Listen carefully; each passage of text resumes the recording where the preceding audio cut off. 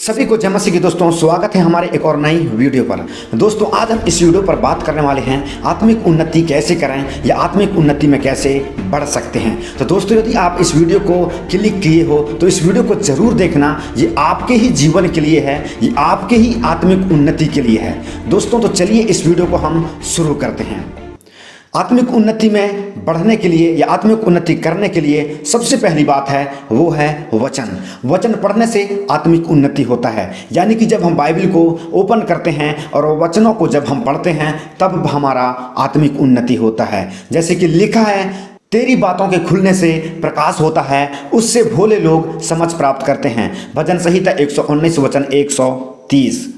यहाँ पर लिखा है कि तेरी बातें खुलने से प्रकाश होता है। यानी कि जब हम परमेश्वर के वचनों को खोलते हैं, जब हम बाइबल को खोलते हैं और वचनों को जब हम पढ़ते हैं तब हमारा जीवन में जो है प्रकाश आता है। प्रकाश से हमारा आत्मिक उन्नति होता है, क्योंकि स्वयं परमेश्वर प्रकाश है और परमेश्वर ही ज्योति है। इसलिए जब हम वचन को जब पढ़ते हैं तब हमारा आत्मिक उन्नति होता है। और दूसरी बात है आराधना। जब हम आराधना करते हैं तब हमारा आत्मिक उन्नति होता है। लेकिन आराधना के विषय में बाइबल क्या बताती है उसे भी जानना बहुत जरूरी है। जैसे कि लिखा है, परंतु वह समय आता है, वरन अब भी है, जिसमें सच्चे भक्त पिता की आराधना आत्मा और सच्चाई से करेंगे, क्योंकि पिता अपने लिए ऐसे ही आराधकों को ढूंढता है। यूहन्ना अध्याय 4 वचन 23। जब हम इस वचन को जब हम पढ़ते हैं तो यहाँ साफ रीति से लिखा है कि जो लोग आत्मा और सच्चाई से पिता की आराधना करेंगे, ऐसे आराधकों को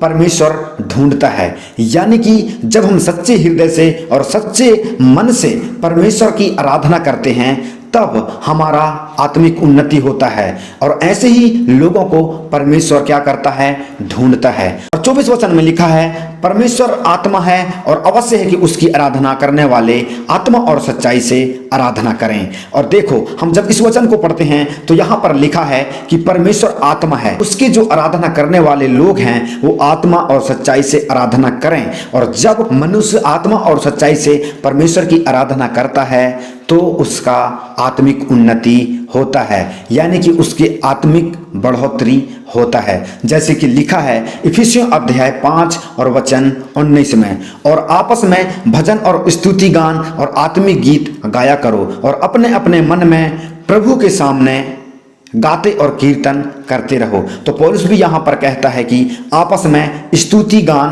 और आत्मिक के जो गीत हैं उन्हें क्या करो, गाता रहो। और जब हम आत्मिक गीतों को जब हम गाते हैं तब हमारा आत्मिक उन्नति होता है।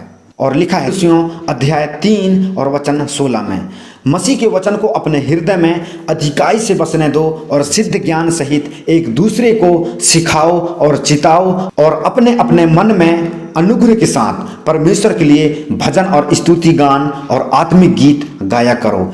यानी कि यहाँ पर हम पढ़ते हैं कि परमेश्वर के वचन को अपने हृदय में बसने दो, और हम दूसरों को सिखाने में और चिताने में हमारा आत्मिक उन्नति होता है, और परमेश्वर के स्तुति गान करने में, यानी कि आत्मिक गीतों को गाने से हमारा आत्मिक उन्नति होता है। ये रही दूसरी बात, जब हम आत्मा और सच्चाई से आराधना करते हैं तब हम आत्मिक उन्नति कर रहे होते हैं, और जब हम परमेश्वर के आत्मिक गीतों को गाते हैं तब हम आत्मिक उन्नति करते हैं और हमारा आत्मिक उन्नति होता है। तीसरी बात है प्रार्थना। प्रार्थना परमेश्वर के साथ बातचीत करना है। प्रार्थना करना भी परमेश्वर के साथ एक आत्मिक संगति है, और ये हर एक विश्वासियों के स्वभाव है, क्योंकि प्रार्थना परमेश्वर के समीप रहना है। और आप भी प्रार्थना के विषय में पढ़ सकते हैं बाइबल में, आपको और भी पता हो जाएगा कि प्रार्थना कैसे करें या फिर कैसे कर सकते हैं। यानी कि तीसरी जो बात है वो है प्रार्थना। प्रार्थना करने से हमारा आत्मिक उन्नति होता है और हम आत्मिक उन्नति में बढ़ते चले जाते हैं। और चौथी बात है उपवास। उपवास करके भी हम अपना आत्मिक उन्नति कर सकते हैं, क्योंकि जब हम उपवास करते हैं तो हम अपना आत्मिक उन्नति कर रहे होते हैं। क्योंकि जब हम उपवास करते हैं तब हम वचनों को पढ़ते हैं और आराधना करते हैं, प्रार्थना करते हैं, पूरा दिन हम परमेश्वर के साथ संगति करते हैं। इसलिए उपवास करके भी हम अपना आत्मिक उन्नति कर सकते हैं। तो ये थे आत्मिक उन्नति करने के लिए कुछ बातें। सबसे प्रथम बात जो है वो है वचन।